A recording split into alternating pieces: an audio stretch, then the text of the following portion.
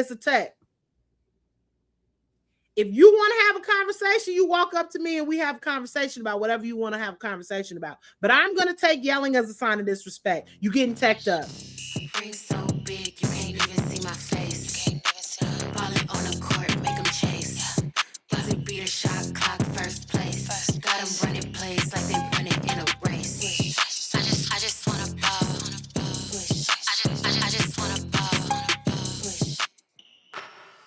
Hello and welcome to the to the Women's Cut. I'm Jay. That's C-Way. Let's get started. Y'all, you know I want Sunkiss to sponsor me. Sunkiss, where you at? Do I gotta tag you? Probably. I am Sunkiss's biggest fan. First of all, how you gonna be? How you gonna get? You gotta have the logo front and center. You gotta have it. Sunkiss. Some people drink. Let's be professionals. Some people drink. Some people smoke. I drink Sunkiss to de-stress. I need my sponsorship. This is all I do. Meanwhile, I sip whiskey out of a tea mug. That's fair too. Whiskey, sponsor me. Anyway, How hey, you doing? I've been you've already about to get irritated. Y'all, I've been going through it. Y'all know I'm marathon training. Shoot, if you don't know, then you ain't following me or the Women's Cup. Anyway, I'm marathon training.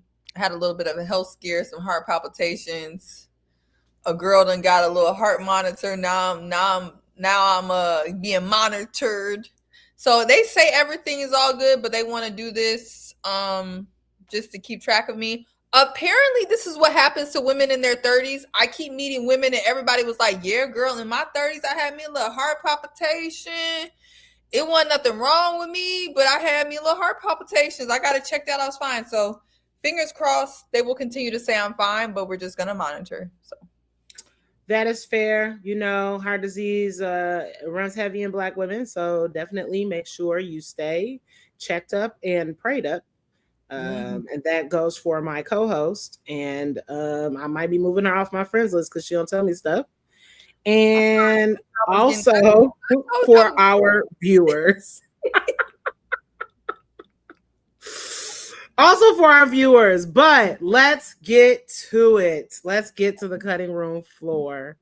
We're gonna start on a very we're gonna start off a little rough. It's like Tina Turner. We're gonna start off a little rough, and then we're gonna lighten up as we go along. So stay with us. Our first topic. Yeah. It's a little heavy. It's a little heavy, friend. Can you break down what this is all about? Yeah, so we have our dear friend Nick Schreiber. He decided to be extremely racist, and unfortunately he's not alone. He decided to send a DM to Chelsea Gray calling her an ugly N-word. Chelsea Gray had had enough of this harassment, like many Black women have had enough, and she decided to screenshot it and put him on blast. And then Twitter did what Twitter does, okay? And they found the man, figured out that he worked for Hilton Grand Vacations. And yeah, and then on my personal platform, I blew it up. Hilton responded to me, and he has since been fired. He's now on the unemployment line. Can I just say shout out to Hilton? They moved swiftly. I tagged Paris on your post, so I'd like to think that she saw it. And she was like, not on my watch. Look, okay, Hilton, Paris, whoever, y'all move quickly. Y'all pack that man up. And yeah, Chelsea Gray had something to say about this. She posted something on her Instagram story, just thanking everyone. And we do have that. Thanking everyone for their support, their messages, their videos. This is the ACES' statement about the entire incident. And I love the fact that the ACES spoke out about this, and then the W reposted the ACES statement. I'm like, they couldn't make their own statement, but social media did the bare minimum. And reposted the ACES statement. They easily could have said, hey, we echo the sentiment of the Las Vegas Aces, and we too dislike racism. so Disrespectful is what it seems like. I just feel like it's just bare minimum. But anyway, Yeah, but Chelsea Gray also responded after the Aces made their statement. And I haven't heard this. I don't think my co-host has heard this. So we're going to listen to it together. I think first person I said it to was my wife. And then after that, I actually group chatted Asia, Jackie, and Jewel about it. And it was the first one was like, post it. And I was like, yeah, I'm going to. I'm just letting you guys know what I've been sent. I texted my agent, told him, and I decided to post it. I think that's where it starts, is actually sharing it and showing like what people are actually saying, and not behind a screen or a tablet or phone. Actually making it real so people can see it, they can't ignore it. You shared it this time, but I'm assuming there's other times that you've gone through something like this. What made the difference in this time wanting to share? I don't know. Enough is kind of enough. It's not necessarily like, yeah, these messages are not the first of its kind. It's not. There was other stuff too. I just decided to share that one, and also it was just time. I got fed up with it, and I just decided to share it. And maybe I don't share the other ones, but I know people will think twice now. We're just playing the game that we love, that we work so hard to do. But it's just a certain division that needs to be brought to everyone's attention, and understanding that, no, this is something that's been going on. And it's just getting to a point where it's like, all right, now enough is enough. I think there's a larger conversation that needs to be had that is really above us. And I think that is the part that we really need to get to. So hopefully at All-Star, we can have an opportunity and a conversation, because at this time, we something needs to change. It's actually disgusting. So I'm glad that Chelsea had an opportunity to speak up and had an opportunity to show that what we've been going through, and we're going to continue to go through until we have that conversation. So that's what we're going to do. I mean, just any of that behavior is not acceptable. And we need more companies to step up and do what Hilton did. You know, you're free to be a bigot and ignorant. You're also free to pay the consequences. And I think it's just a lot of times it's too easy to hide behind phones, and I'd rather people show up and be who you are so we know what we're dealing with, and go from there. But any kind of racist, homophobic comments, like we don't need you as fans, don't want you as fans, just move on. You're not accepted here. Have you been in touch with the league about this, and if so, have they offered their support? I've talked to, I think I just saw on my phone, there's maybe a couple messages, but not directly, no. Silence is just agreement, or sometimes silence is that you just don't want to ruffle feathers, but then you're neglecting a certain population that's actually getting affected by it. So the ball is in their court. I've done my job. I will continue to do my job. My teammates will too. And it's all part of a bigger systemic racism issue, and that's how it shows up for us as Black athletes. I don't think people quite understand that. I think they see us in uniforms and think, oh, you're just supposed to deal with it. Go for it. Absolutely not. We're still human. We are women that walk this world every single day, trying our best to get to the next level. So it's heartbreaking to see those things happen, but it's also heartwarming when you have a franchise that's behind you 100%. Obviously, there's a lot of eyeballs on what we do now. But I'd rather shed light on cockroaches and let them scatter and get out. Old fans, new fans, there's just no place for it in women's basketball or in society in general. So, it's unfortunate that our players are dealing with it on a very public platform. But I'm really proud, like I said, of our organizations, different players, Chelsea's courage to step up and say something. And then to know that, there's a lot of really great people and a lot more people that got your back, and companies that are going to do the right thing. So that was really great. And that kind of echoes what you said with them just reposting. I personally feel, now, given I'm a woman of color, I don't even know why I said that. Given I am a Black woman, I would, if I was in charge, the minute I saw that, I'm getting my people on a statement. I'm calling Hilton. I'm seeing what can be done about this. I'm the person who's going to move that meter.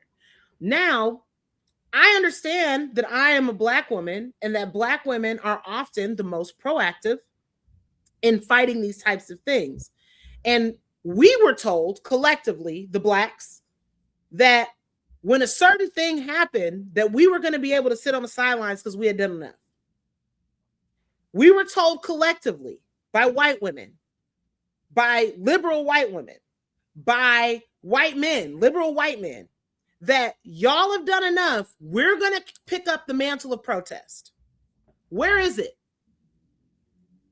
Because understand that the way our country is shaped right now, it trickles down. And just like the video said, people are so much more, I believe it was Becky, people are so much more willing to be racist when you're hiding behind the screen.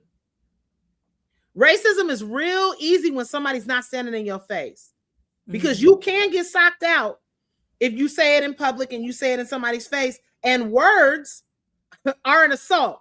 So I nothing in general happens to you when you're sitting behind a desk, when you're sitting behind a phone and you're typing things. And that's what the problem is that people are not facing real consequences to their actions. Why would not that he's even a WNBA fan? But if it was me, he would be banned from WNBA games. I'd be calling Adam Silver and say, this man can no longer go to NBA games. Because if this is what you're doing, you don't want to be there.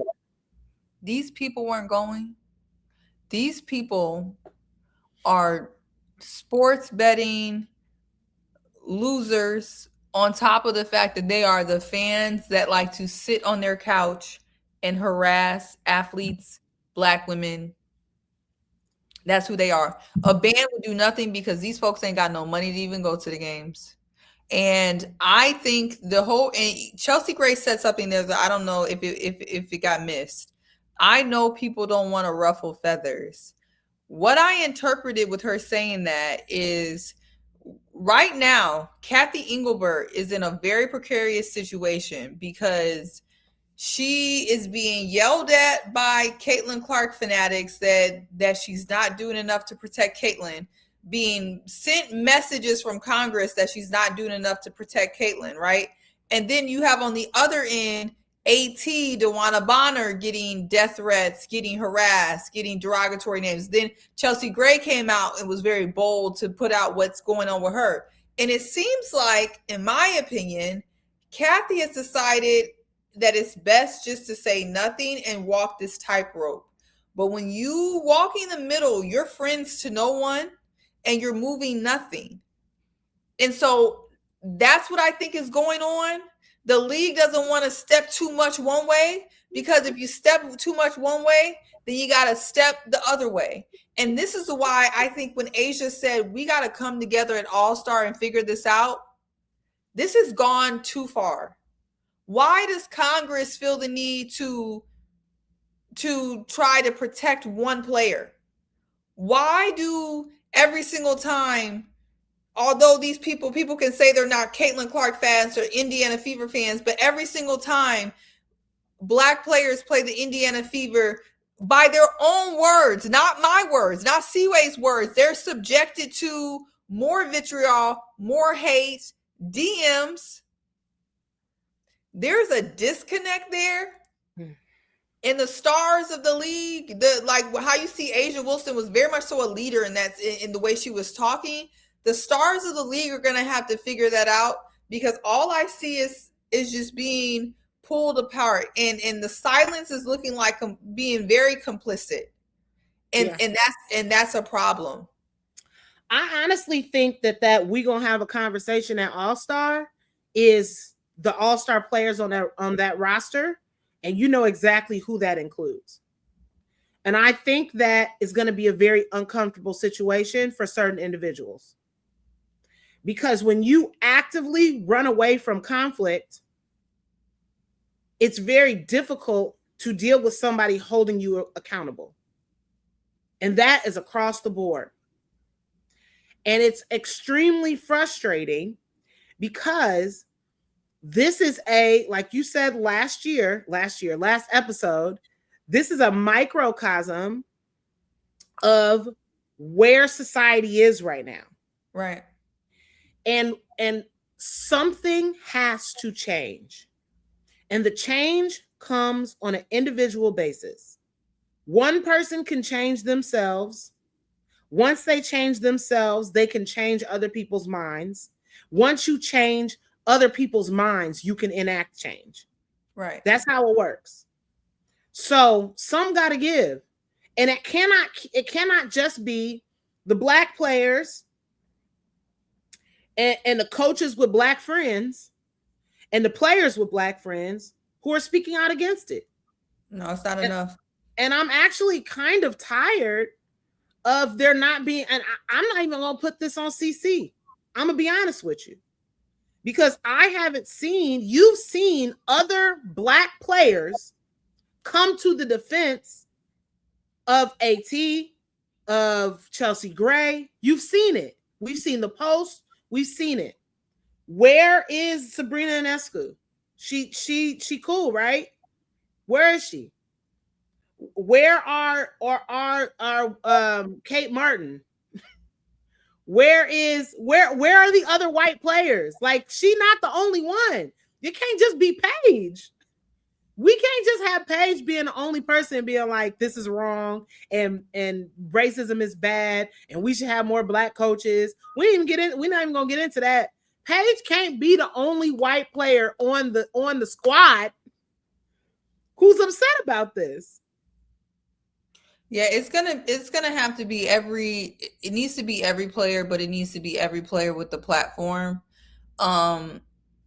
And unfortunately, even if Sabrina and Kate Martin did come out and say something, which I think everybody should form a united front, I think everyone knows where a lot of this, if it can even be stopped now. And my question is, can it even be stopped now? Unfortunately, outside was able to see and penetrate the fact that the WNBA has a weak link. It's just like in a marriage or a relationship. When outsiders can figure out there's a weak link, they're going to be able to get through. Outsiders have figured out that there's a weak link in the WNBA and there's tension.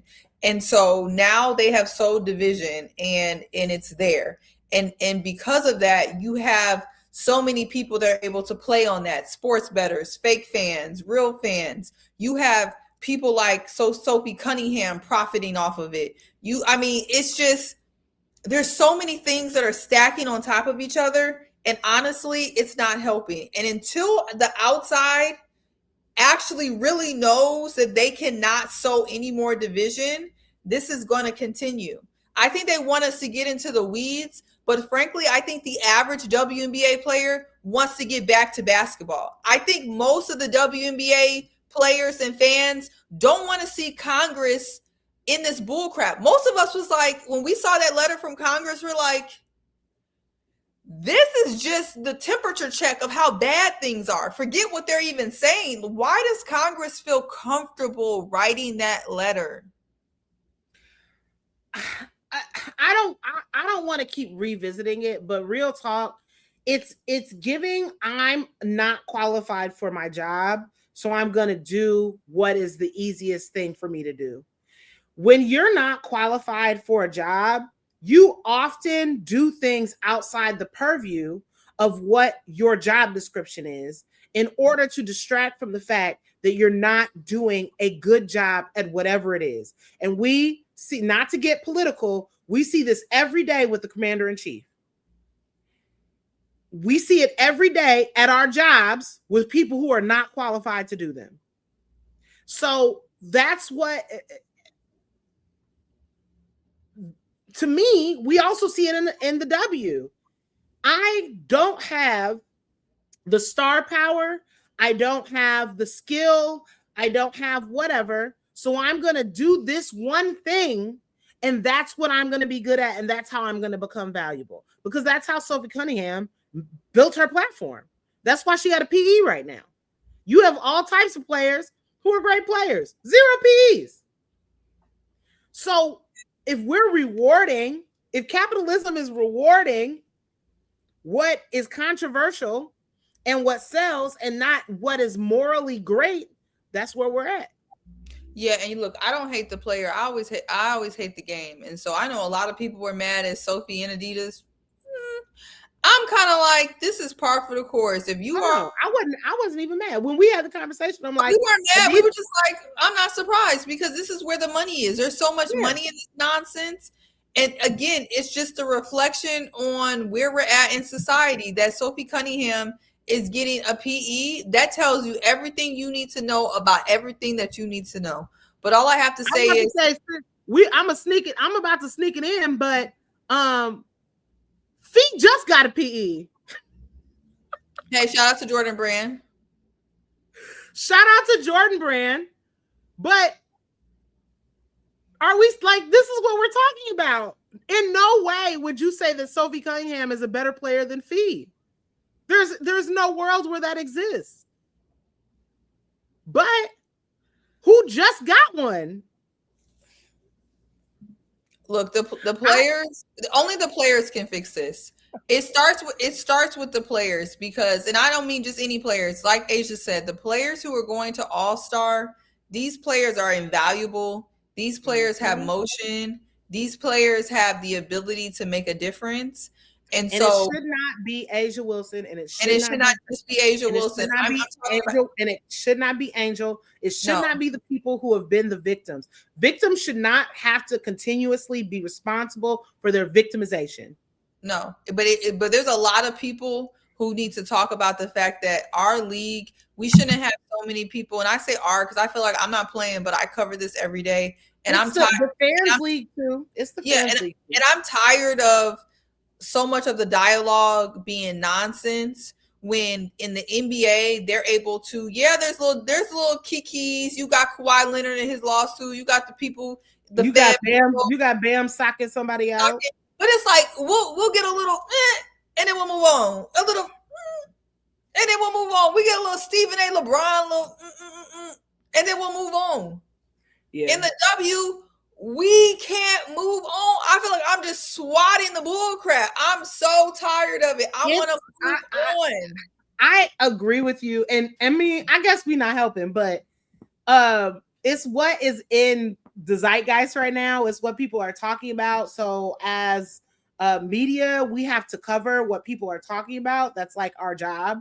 So I feel it. It's like beating a dead horse, but it's like, the horse still lying there. Like nobody's cleaned it up yet. It's just still there. There's flies circling. Well, like the horse is dead, and he's dead. We called somebody to come pick him up. Ain't nobody picked him up yet. He's just sitting there. So it's like ain't nothing else you could do. But horse is dead, and so is this combo. So what else is going on? Speaking of optics. Something happened. I believe this is today's game.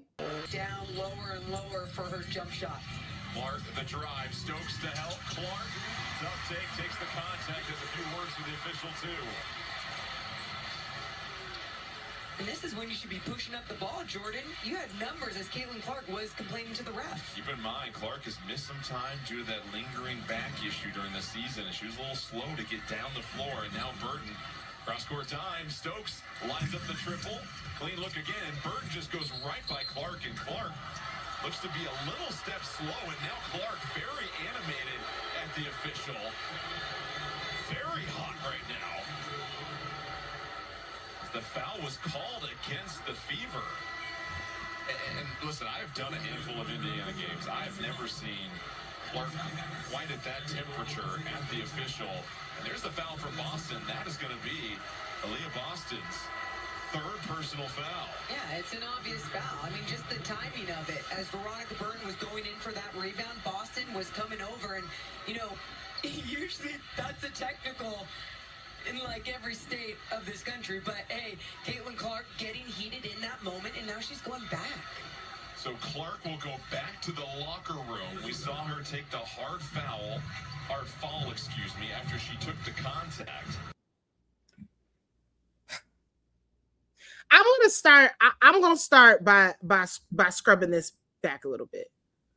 I'm going to start by scrubbing this back to about right here. Caitlin Clark, the defender goes straight up. No Caitlin foul. Clark pushes off the defender. The defender is a very strong defender, so the defender does not move. She pushes off, she falls, she injures herself, and she assumes that this should be a foul. Now, normally, I will say she would get this foul. Normally, she would get this foul. They didn't call it because it's not one. Defender straight up and down. We see this all the time with Alicia Gray. Alicia Gray goes to the ground a lot. She creates a little separation. The defender is not moved, but she creates enough separation to get her shot off, and she ends up on the ground. We see this all the time, correct? What you're gonna do when you do that off arm is gonna make you a little off balance. So if you're gonna do that, you need to learn how to fall. Yes, legitimately, Alicia Gray spends half of the game getting up off the ground because when she drives to the paint, I love her. I love her too. But that's her move. And for those of us who are NBA fans, we saw Dwayne Wade do this literally every single drive to the basket. That man was on the ground a lot because he put to create a separation with the off arm, go up, you make the shot, you fall down, you run back down the court. That's what normal basketball players do. Now we fast forward to this. As the announcers state, this is a very clear foul. She has a right to her space. She cleared out. She bumped her. She fell down. That is a textbook foul. There is no reason for this reaction because it's not as if they called a foul that wasn't a foul. It was as if she was just waiting for the whistle to blow, for gameplay to stop, for her to talk. I'm not even going to say talk. I'm being real nice when I say talk. For her to have an interaction with whoever the referee was that she felt didn't blow the whistle. Now, as we move forward, I want to note the optics of this, friend. Who is she yelling at? A black woman. What have we been discussing for the last 3 weeks? White people berating black women. And I know what people are going to say. They're going to say it's the heat of the moment and you have to understand XYZ. No, you have to understand optics. You have to be in control. We have seen one of the greatest turnarounds of crash outs of all time in Marina Mayberry. She got hit with a shoe and she was calm. Shout out to Bet Niger. She said it was an accident. But yeah. It was. We upon replay, we saw she was trying to get that lady's shoe back, but it also was I don't know why you wouldn't just run it down. Like, that was silly. However, we see Marina. We see it, friend. Marina doesn't discriminate with who she be yelling at, but this looks terrible. It is terrible. And you know, this is not an anomaly. This is something that happens far too often. I guess Coach Stephanie White, I don't know if she put herself on timeout and went back to the locker room, or is she going to say she put herself on timeout because she hurt herself when she fell? Can you even just leave like that? I don't know. I mean, you could put yourself on timeout. Yeah. You could take yourself out in the game and go back to the locker room. There is no rule against that. And so I'm glad for whatever reason that she went back to the locker room, because that's absolutely insane. And I think this is what we're talking about with the consistency of the refs. That should have been a face. You could tell her heart isn't even in arguing right now. We've seen Steph White argue. If you know what I'm talking about. Because Coach Stephanie White, this may not be her last stop. At some point, you have to maintain your own integrity and your own, you know what I'm saying? Like, that on that other side was not a foul. Aaliyah Boston's bump, it was a body bump, was a foul. And regardless of all of that, there is never any reason to run up and get in a referee's face. And that would have been a tech for anybody else. I know the ref was trying to show, restraint, was trying to. That's not a pro. No, that's a tech. You need to tee her up. That's what I want to see. Listen to me. Again, I'm gonna preface this by I'm a Black woman. I refed. Now I'm not a professional ref, but in college, I refed men's A-League, which is basically all the people who couldn't make the basketball team, who hooped in high school, who came to college. They do men's A-League. Mm-hmm. The first couple of games, I got yelled at, and it was for obvious fouls. I'm a street ball player. So I wasn't even calling ticky-tack stuff like that. This is rec league. This is not the NBA. If it was an obvious foul, I'm calling it. I'm getting yelled at, all this other stuff. I am having a conversation with both bitches before the game starts. If you yell at me, it's a tech. If you want to have a conversation, you walk up to me and we have a conversation about whatever you want to have a conversation about. But I'm going to take yelling as a sign of disrespect. You getting teched up. I don't understand how these refs are not having that conversation, because will have went to Steph White and been like, I'm going to tell you this right now. If any one of your players comes up to me in a disrespectful manner, I'm calling the tech. They already know not to do that. They should really. They don't know, because she's getting away with it. You know why? Because if she gets one more tech, what happens? No, I think she got 2 more. Angel, unfortunately, only gets 1 more. Okay, so she got 2. Paige got about 3 techs for clapping. Okay. Well, I don't have no more on this. This is just more nonsense. Anyway, so on a exciting note, we already kind of talked about WNBA All-Star, but our legend GMs, Coop and Teaspoon, they got a chance to pick the starters and the reserves, and I'm just loving. First of all, so this is Team Coop.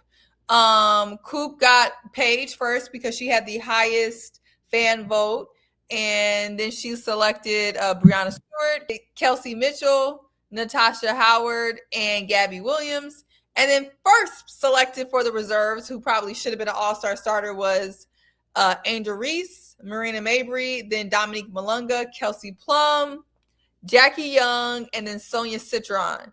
This team is kind of nasty, friend. What do you feel about That's a squad. They literally got, you know how I feel about Young and Turn. So you know how I feel about Young and Turn. Citron, that's my girl. I know how you feel about Jackie Young's but I love Jackie Young. You do love Jackie Young. Kelsey, cool. Dom, should have been Camilla. But, we rocking with what we rocking with. Marina, I just know it's a whole. Let me tell you what this team is going to do. Angel's going to be camped out underneath that joint, and it's about to be all types of threes going up. Yeah. All types of threes. But this is a great squad. PB is my girl. Mm-hmm. I kind of think I don't have anybody to root for, because 2 Atlanta players are on one team. Angel is on this team. Everybody is split up. Yeah. Jackie Young got to play against Asia, but I guess that's the fun of All-Star. And there's just so many there's so many people on Team Coop that I really feel like it just catch fire. And so I'm excited. But now Team Spoon. So Teaspoon was selected. She got Caitlin Clark first, and then her first selection was the best player in the world, Asia Wilson. She then got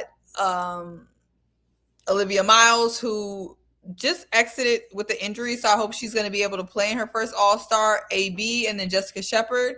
And then for the reserve, she has our Dream Sisters, Ryan Howard and Alicia Gray, JJ, Courtney Williams, Kiki Iriafen, and Queen NECA.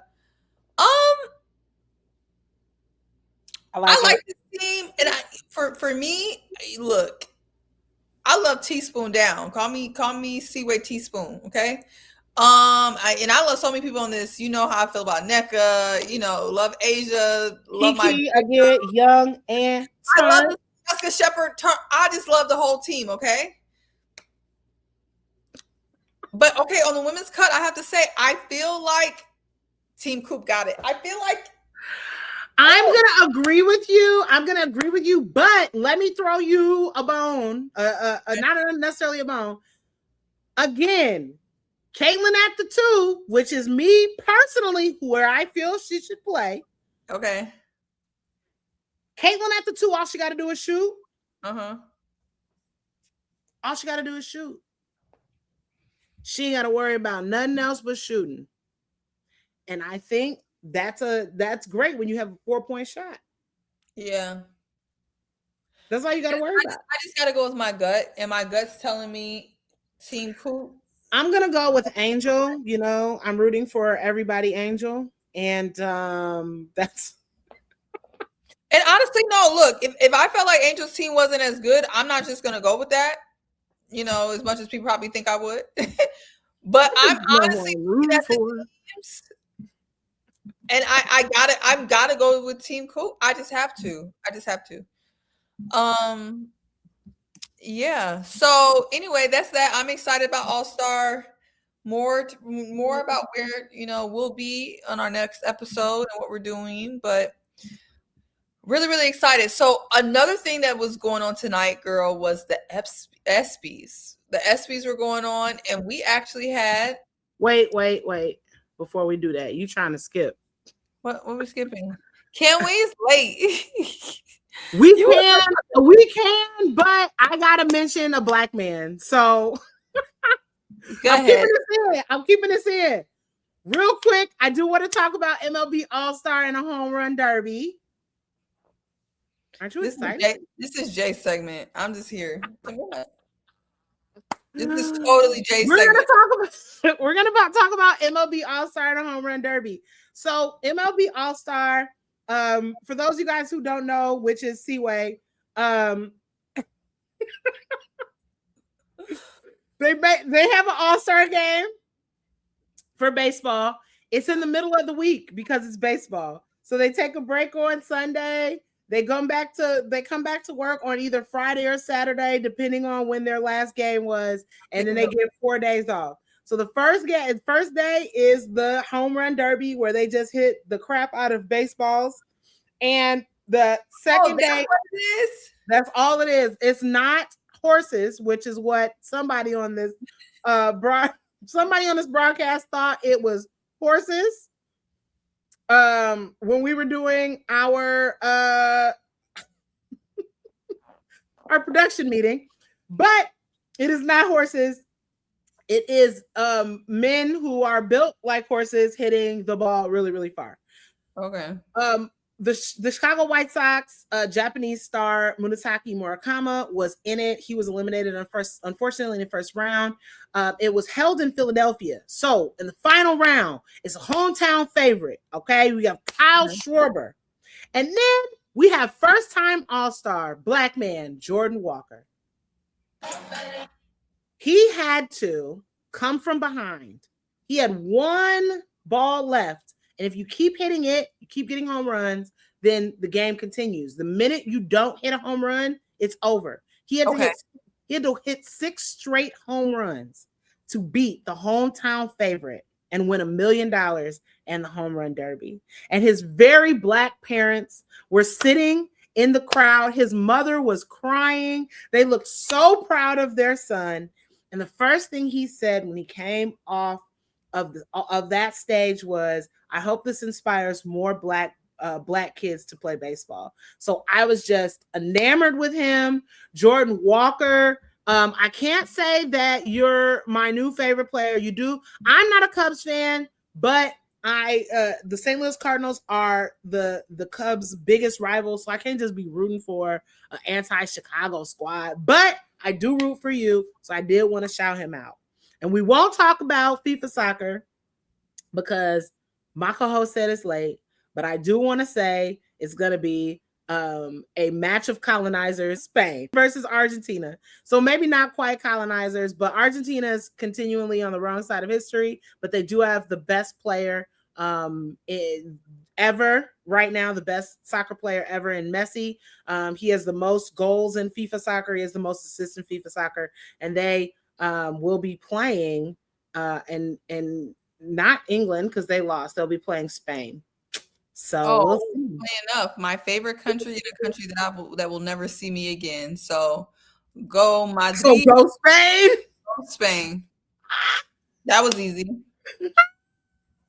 Y'all, I lived in both countries. I lived in Spain and I lived in Argentina, specifically Buenos Aires, and that country will never see me again. I will say I had the best meal of my life in Spain. We split like 3 massive steaks, and my entire meal was $78. That's the best meal I've ever had in my life. Honestly, and I also, got this young tattoo in Spain. I don't even know if you can even see that. It's like very low. The women's cup blows up. Look, everybody knows I would go be in Madrid and let's share this with the Spaniards. Tell them that we're rooting for them. Messi is very good at football, so I wish Spain well. Messi needs to retire and stop it. And so also going on was the ESPYs tonight, and we have 2 current WNBA players that were honored. We have Asia Wilson, who won Best WNBA Player. With the Thanos Club. Yeah, she wasn't there. Probably scheduling was a mess. We already know if she was there, she would be serving. And then our youngin on the Young and Turk crew, Lauren Betts, won Best College Athlete Women's Sports. And so Lauren was there. She looked phenomenal. But yeah, so these are the 2 awards, but we just thought the Women's Cup would get into some of these ESPY looks. Starting off with another youngin, Hannah Hidalgo, big Hannah, not the little one. Look at Hannah. She's growing up. She's so cute and tiny. So it's even now she kind of looks cute and tiny. Yes. But she looks beautiful. Her makeup was flawless. Yes. She got a little see-through action going. I didn't know Hannah was gonna give it to us. Hannah, real Christian, but she was giving a little skin. Please get off my phone or off our live. Look, Jesus of a little shoulder action. So Jesus do love the shoulder action because the old saints definitely be having that one right shoulder out. Mm-hmm. And now look at Simone. Speaking of some shoulder action, like look at these giving us legs, giving us everything. Simone looks phenomenal. This is actually something I would wear. I love the old Hollywood glam hair. Yeah. Simone dresses pretty well normally. Like I like her style. I love her when she wears her little Jonathan Owens pieces during the NFL season. I think it's cute. So I'm so happy that she stepped out. I see Jonathan stepped out as well. He's a typical man and not smiling, which kind of peeves me. They don't be knowing what to do in the pictures, though. I'm my gosh. They're like Will Ferrell. He's like, I don't know what to do with my hands from Talladega Nights. That's literally what be going on. But they are, I love their, I like that they're not matchy, but that they're coordinated. So I really dig his outfit. I think he's well styled. Okay. Agreed. Oh, this is Lauren's look. Her winning her award. Very pretty. She always gives old Hollywood to me. Like all of her dresses are like very mature for her age. And I really like that. Yeah. Now, sir.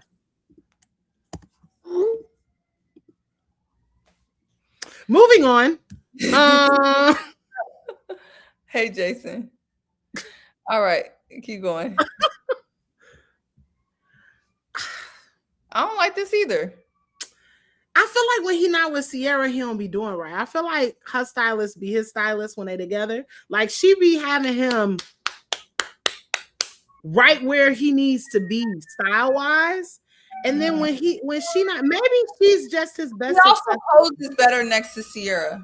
I feel like she's his best accessory. Like she just upgrades him in every form and fashion. And she would never let him leave the house. I don't know. I feel like he was on his own. When he poses next to Sierra, it's just a different essence. It's a different vibe. He's feeling himself when he poses it because he knows his woman is fine. Yeah. He knows she's fine. He be looking at her like he has a full smolder, like he trying to get Cinco after the show is over. And I just feel like his mojo is not the same. I am not feeling it.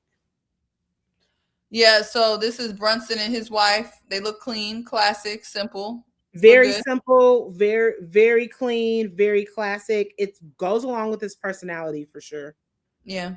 It's 100% his personality. My fave. First of all, Jordan effing Woods. Girl. Wow. Sunny. Can I borrow this? You ain't gonna wear this again? Body.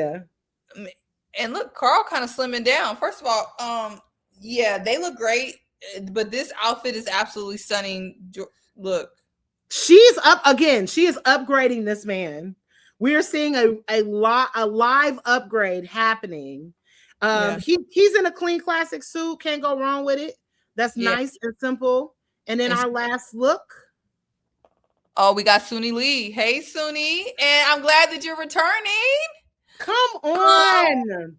That team needs an anchor. That team needs an anchor because I don't think anybody was returning except for the youngest one, who they had as I think she was a beam specialist or she was a specialist, or but I'm so happy that Suni is returning. Do you think Simone is gonna return, or you think she's? I don't know. She got that last gold on her way out, and I think that she's good. And I also think that Jordan Charles made it a lot easier for her anxiety-wise. So I don't know. I mean, she's cool with Suni too. She's not returning, huh? Jordan Charles is not returning. I don't know. You know, when they quote unquote age out, like unless they're like Simone and they're crazy, it's hard. Yeah, it's really hard. Like that's so hard on the body, and they start when they're 3. Yeah. So I don't know. I don't know if Jordan Charles is returning. You know, she just graduated from college. She's a little older.